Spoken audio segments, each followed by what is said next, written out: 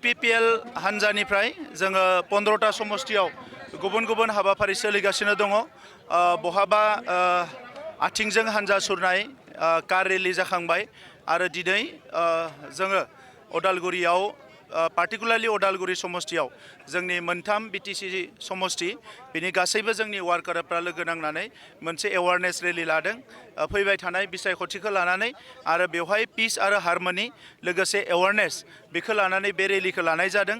अदालगुरि समष्टिनि गोबां हारि माहारिनि दैदेनगिरि रायजो राजाफ्रा थांनाय मास मोनसे मोननैयाव आंखौ गोबाङानो लोगो हमहैदों आरो रायलायदों जे थांनाय समाव MLA खौ UPPL हानजाया देरहादोंमोन।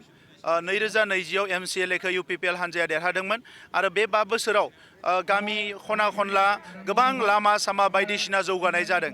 बेवहाय बे जौगानायफोरखौ मोननानै रायजो राजाफ्रा गोजोननाय मोनदों। थांनाय 17 बोसोराव माखासे बेवहाय माइगाब जुजाय माखासे थासारि बिथांमोना नुदोंमोन।